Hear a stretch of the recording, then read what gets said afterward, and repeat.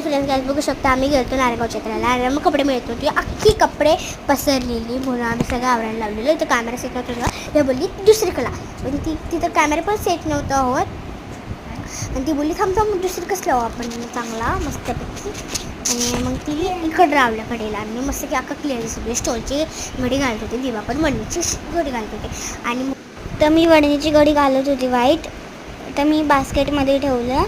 तर अन्नू पण घडी घालत होती. तर हे मी याची घडी घातली. तर मग अन्नूने टॅवेलची घडी घातली. तर मी घेतली पॅन्ट रिंकू दिदीची. तर मी तिची घडी घातली आणि त्याच्या जागेवर ठेवलं. तर अन्नू पण घडी घालत होती. आता मी अन्नूचे शर्ट फोल्ड करत होते. एका साईडला होते मी.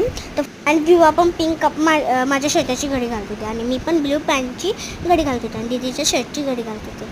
आणि विभाने तिकडे आखे पॅन्ट्स ठेवले म्हणजे तिच्या बहिणीचे पॅन्ट तिकडे ठेवले आणि विभा तिथं घुसवत होती बाजूने नव्हते घुसत म्हणून ती बोडबोडाची घड्या घालत होती आणि मी पण पॅन्टची घडी घालत होते.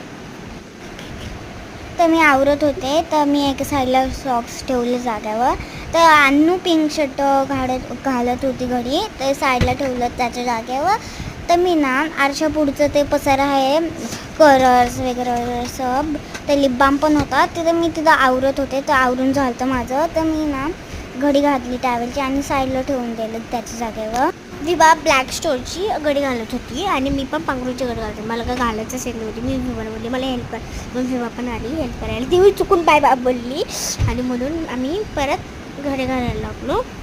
विभा हसत होती म्हणून आम्ही सगळं ते पांघरून तिथे ठेवून दिलं आणि आम्ही बोललो बाबा.